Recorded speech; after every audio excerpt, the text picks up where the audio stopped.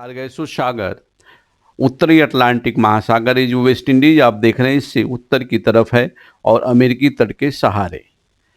इसका विस्तार जो है, अगर अक्षांशीय विस्तार देख रहे हैं तो 20 डिग्री उत्तरी अक्षांश से लेकर 40 डिग्री उत्तरी अक्षांश के मध्य, और देशांतरी विस्तार 35 डिग्री पश्चिमी देशांतर से लेकर 75 डिग्री पश्चिमी देशांतर के मध्य है।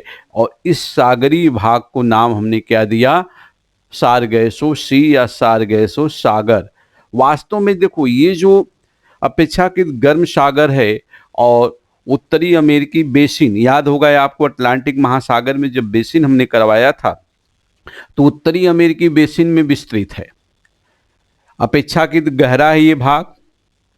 इसके उत्तर में बरमूडा द्वीप दिख रहा है, हालांकि इसके ऊपर भी है बरमूडा द्वीप, एक ऑटोनॉमस क्षेत्र है यूनाइटेड किंगडम अर्थात ब्रिटेन का, और यह भी माना जाता है कि पर्यावरणीय दृष्टि से ये काफ़ी सुरक्षित क्षेत्र है। क्लियर, यहाँ लोग बसते हैं। इसके बाद ये द बहमास और जो पश्चिमी द्वीप समूह का पोर्टोरिको वाला क्षेत्र यहाँ तक ही विस्तृत है। ये इसका नाम सारगैसो क्यों रखा गया?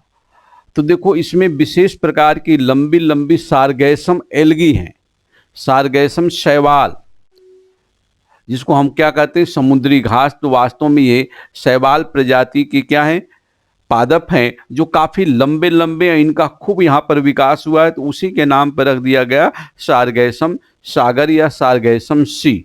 इसके बीच में एक त्रिभुजाकार ये संरचना आप देख रहे हो, फ्लोरिडा से लेकर पोर्टोरिको तक और फिर बरमूडा तक। इसको नाम दिया गया बरमूडा ट्रायंगल या बरमूडा त्रिभुज, या इसको डेविल ट्रायंगल भी कहते हैं, शैतान का त्रिभुज। इसके पीछे कारण यह है कि ये रहस्यमयी पूरा का पूरा ट्रायंगल है, ये जो सारगैसम सी का है। बताया जाता है कि कोई शिप अर्थात पानी की जहाज भी इसके मध्य से गुजरे या एरोप्लेन भी गुजरे तो वो दुर्घटनाग्रस्त हो जाती हैं। चलो, दुर्घटनाग्रस्त होती है तो वो ठीक है, लेकिन वो कहाँ चली जाती हैं ये पता नहीं। तो ये एक प्रकार से रहस्यमयी क्या है, ट्रायंगल है, जो कि सारगैसम सी में है।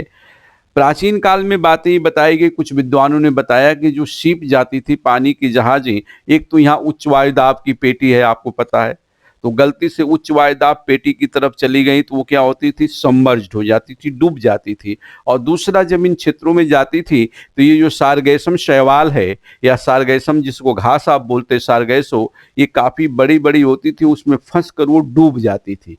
और फिर जो ये प्रवाह हो रहा है गल्फ स्ट्रीम के कारण, इधर उधर वो स्थानांतरित हो जाती थी। लेकिन एक संभावना व्यक्त की गई, इतनी वैज्ञानिकता स्वरूप हमारे पास आने के बाद, कहने का मतलब इतना वैज्ञानिक विकास होने के बावजूद, यहाँ जबकि विश्व का सबसे डेवलप साइंटिफिक कंट्री भी है, अन्य देश भी हैं, चूंकि यूरोप और अमेरिका के बीच में है, फिर भी ये इस रहस्य का एग्जैक्ट पता नहीं लग पाया कि वास्तव में ये क्यों होता है।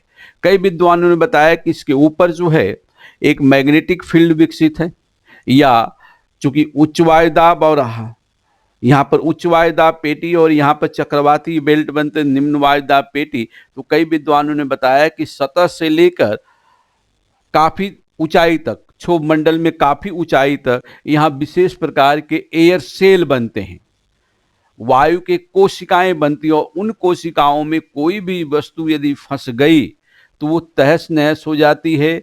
लेकिन सवाल ये कि तहस नहस होने के बाद वो कहाँ स्थानांतरित हो जाती हैं ये पता नहीं। तो महासागरीय भागों में अनेक रहस्य हैं। चलो, ये तो काफ़ी प्रचलित है। हमारे यहाँ पिछले 2 साल पहले क्या हुआ कि एक विमान जो सेना का था, चेन्नई से उड़ा, अंडमान की तरफ गया, लेकिन वो महासागर में कहाँ ध्वस्त या दुर्घटनाग्रस्त होकर कहाँ विलीन हो गया, आज तक पता नहीं चला। तो इस प्रकार की घटनाएं परिघटनाएं होती हैं, और चूंकि परीक्षा के पॉइंट ऑफ व्यू से कई बार पूछा गया कि सारगैसो सी है कहाँ, फिर बरमूडा ट्रायंगल क्या है, इसका नाम सारगैसो क्यों रखा गया, इसका एक्सटेंशन कितना है, तो इसको आप क्या करेंगे, तैयार कर लेंगे। तो इस प्रकार से आपकी जो महासागरीय धाराओं का टॉपिक था वो पूरी तरह से परिपूर्ण हुआ। अब हम बात करेंगे महासागरीय भागों में आने वाले ज्वार की। क्लियर? तो आप इसको अच्छी तरह से तैयार कर लें।